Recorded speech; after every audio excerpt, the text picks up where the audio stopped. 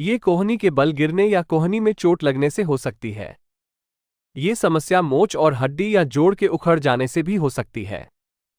इससे रोगी को और अधिक पीड़ा होने और उसकी स्थिति और खराब होने की आशंका होती है।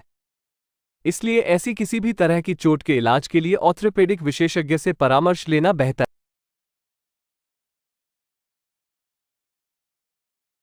अब सीधा करो।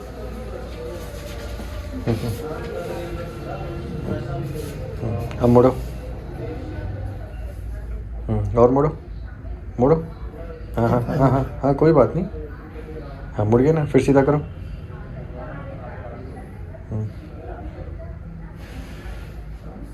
तो ये पेशेंट हमारे लिए बहुत इंपॉर्टेंट पेशेंट है, क्योंकि ये पेशेंट राजस्थान से हैं और जब कोई पेशेंट आपके नियर बाई सिटी से होता है तो आपको बहुत ज़्यादा तंग कर सकता है, बहुत ज़्यादा क्योंकि उसके बहुत सारे कॉन्टैक्ट होते हैं। और जब उनका ऑलरेडी ऑपरेशन हो चुका होता है कहीं और उसके बाद बिल्कुल ख़राब हो चुका होता है, क्योंकि इंजरी बेकार थी, इनकी इन्फेक्शन भी होता है। और जो घाव है ये जैसे ये वाला है, ये पूरा इनका कटवट था, ये पूरा इस साइड ऐसे ही अगर आप देखोगे, दिखाओ पास से दिखाओ, ये पूरा ऐसे इनका ऑपरेशन हुआ था। पहले चमड़ी हो चुकी थी, फिर उसके बाद जब देखा गया तो हाथ बिल्कुल सीधा था, जॉइंट बाहर पड़ा था, हाथों में जान नहीं थी, ऐसा मुड़ता नहीं था। और इनका ये बात था कि सर प्लीज़ मुझे ठीक कर दो, ऐसा हाथ कर दो, ऐसा। जब ऐसा पेशेंट डिफ़िकल्ट पेशेंट होता है और जो बहुत ही मतलब वर्ल्ड की डिफ़िकल्ट सर्जरीज में आता है और उसके बाद भी पता नहीं होता कि उसका क्या होगा, और पेशेंट आपके ऊपर विश्वास होकर आपसे ऑपरेशन के लिए तैयार रहता है, तो इनसे पूछते हैं ये मेरे पास कैसे आए, मुझसे ट्रीटमेंट क्यों कराया, आज इनको कितना टाइम हो गया, क्या ठीक हुआ है, ये सब बताएंगे आपको आज। मैं खुश हूँ इसको देखकर, बहुत ज़्यादा खुश हूँ। अपने बारे में बताओ, कहाँ से हो, सब कुछ बताओ। मैंने पकड़ लिया, तुम तो अच्छे। मैं सवाई माधोपुर का रहने वाला हूँ। मेरे चोट क्या, मैं अमरूदों की लकड़ी भर रहा था, तो ट्रॉली के ऊपर से गिर गया, रस्सा टूट गया था, तो मेरे घाव हो गया था। घाव होने के बाद मैं नियर अस्पताल था रणथंभौर सेविका, तो उसमें गया तो उन्होंने मेरे को देख के जयपुर के लिए रेफ़र कर दिया। जयपुर के लिए रेफ़र किया तो वहाँ ले जाके मेरे को 2-3 दिन तक तो ऑपरेशन करानी पेंडिंग में छोड़ दिया, तो मांस वगैरह ख़राब हो गया था। तो उन्होंने मेरा 2 दिन बाद में घाव रिपेयर करके 10 दिन बाद में फिर सर्जरी कर दी। सर्जरी करके मेरे को छोड़ दिया, फिर बोला कि भाई आप सर्जरी ठीक होने के बाद आप ठीक आओ। फिर मैं 1 महीने बाद में फिर गया। 1 महीना जाने के बाद उन्होंने किया भाई आप एक्सरसाइज करो, सर्जरी आपकी ठीक हो गई। मैंने एक्सरसाइज के लिए बोला तो उन्होंने मेरा हाथ सीधा का सीधा रह गया था, बिल्कुल घूमा नहीं था। फिर मैंने सवाई माधोपुर जाके एक्सरा करवाया तो उसमें क्या है कि एल्बो डिसलोकेट पड़ी थी। फिर मैं सर के पास आया दोबारा। सर ने बोला कि भाई हमने तो इसको कुछ छेड़ा नहीं। मैंने सर छेड़ा नहीं तो कैसे हुआ? तो उन्होंने बोला कि भाई ये हमारा काम नहीं है, हड्डी वाले को दिखाओ आप।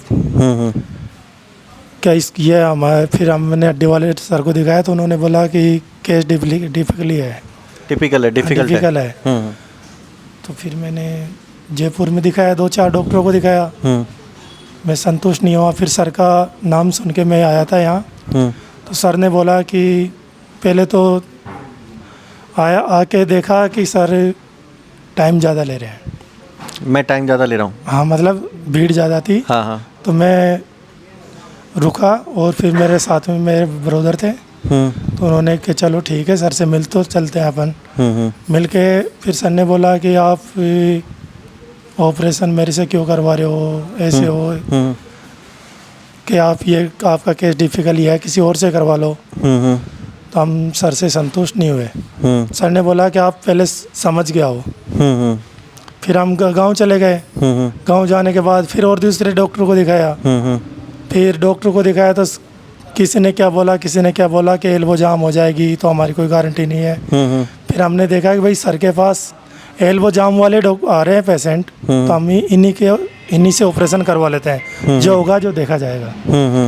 चलो ठीक है। फिर मैं दोबारा आया था तो सर ने फिर मेरे को तारीख दी। सर ने बोला कि भाई कि आप है ना इतनी तारीख को आ जाना, तो हम आपका ऑपरेशन कर देंगे 2 तारीख को। फिर मैंने बोला कि अब तो कुछ भी हो जाए, सर के पास ही ऑपरेशन करेंगे, जो भी होगा जो देखा जाएगा। तो सर ने मेरा ऑपरेशन कर दिया ठीक। आज बढ़िया अच्छा मूवमेंट है। क्या ऐसी ऑपरेशन हो गया था? क्या ऑपरेशन में किया था? रॉड लगाई थी? सर ने एंगल लगाया था एल्बो। चलो वो मैं बता दूंगा, चलो ठीक है। हाँ। फिर कितने टाइम तक ट्रीटमेंट चला? क्या कब कितनी बार? मेरे को 5 दिन की दवाई गोली दी थी ओनली। फिर 5 दिन बाद में फिर मेरे टाँके वगैरह निकाल दिए थे 21 दिन में। फिर बाद में सर ने बोला भाई मूवमेंट आप करो, एक्सरसाइज करो, तो एक्सरसाइज करने से आपका मूवमेंट आएगा अच्छा। तो आज एक्सरसाइज करने से मेरा मूवमेंट ठीक है। ठीक है, अच्छा है। हाँ बिल्कुल अच्छा है। खुश हो या नहीं हो? हाँ सर। कोई भी काम करने के लिए रोका था हमने आपको? नहीं रोका। घर पे कोई दिक्कत हुई थी आपको? कुछ भी नहीं हुई सर। जो पहले ट्रीटमेंट होता जो हमसे ट्रीटमेंट, तो उसमें क्या डिफरेंस नजर आया आपको? सर वो पहले तो क्या है कि ट्रीटमेंट में दवाई गोलियाँ ज़्यादा देते थे, और आपने तो ओनली 5 दिन की दवाई गोली दी थी, और मेरे घर पे ही ड्रेसिंग वगैरह घर पे ही होगी थी। तो आज बिल्कुल खुश हो तुम? हाँ बिल्कुल। ठीक है, तो अपनी लाइन में जिनको भी ऐसी है उनको क्या बताना चाहते हो आप? मैं बताना चाहता हूँ कि भाई बिल्कुल सर बहुत अच्छे हैं, और ऑपरेशन ठीक करते हैं, ऐसा कोई दिक्कत वाली कोई बात नहीं होती है, और 5 दिन का ट्रीटमेंट देते हैं, फिर घर पे भेज देते हैं। ठीक है, अब मैं इनके बारे में मैं बताता हूँ। इनकी पूरी हड्डियाँ बाहर पड़ी थी, आगे जाम थी, नसें ख़राब थी, जॉइंट टेढ़ा पड़ा था, और जब ऐसा होता है तो जॉइंट इतने टाइम से जब बाहर पड़ा होता है, ऑलरेडी ऐसे ऑपरेशन हो चुके होते हैं, दैट मीन मांस भी ख़राब हो चुका है, इन्फेक्शन के हाई चांसेस होते हैं। हमने सबसे बड़ा ऑपरेशन, क्योंकि हड्डी, plastic surgery, micro surgery, hand surgery सबको मिक्सचर करके इनका ऑपरेशन किया था। इनका जॉइंट बिल्कुल ऐसे डील डॉल हो रहा था जैसे कि एक डंडे को ऐसे हिला सकते हैं, पेड़ को हिला सकते हैं। तो हमने इमीडिएटली इनका सूचर एंकर से उसको भी रिपेयर किया था। इस साइड को जो इनका ऐसे मूवमेंट नहीं होता था, ये भी इनका अच्छा आ गया इमीडिएटली। यहाँ पे हमने टेम्परेरी रॉड डाल के रखी थी, जिससे जो हमने ऑपरेशन किया वो स्टेबल रहे तब तक। फिर 3 हफ्ते बाद या 4 हफ्ते बाद हमने वो निकाल दिया था, और ड्यूरिंग ट्रीटमेंट ही हमने इनको बता दिया था कि उसके साथ साथ आपको एक्सरसाइज करनी है। उसके कारण इनकी ये मसल स्ट्रांग हो गई थी। फिर जब वो निकाला था, इनको बताया था एक्सरसाइज करना है। जब ये आता था तो सिर्फ इतना ही मुड़ता था, ना सीधा होता था ना मुड़ता था। मैंने कहा था करना है, कुछ सोचना नहीं है, दवाई के डिपेंडेंट मत रहना। और कुछ पाइप डाल रखा था जिससे अंदर की जो भी चीज़ है गंदमंद बाहर आती रहे। और ऐसे चीज़ में जब पेशेंट के इतने कुछ गंदे मंदे चीज़ लगे होते हैं, पेशेंट को बहुत डर लगा रहता है, क्योंकि इनको अपना पूरा ट्रीटमेंट पता था लास्ट तक, इसलिए बिल्कुल डरे नहीं। इनको मैंने सब गंदमंद बता रखा था, और ये बताया कि कुछ भी होगा तो उसका भी ट्रीटमेंट करूँगा।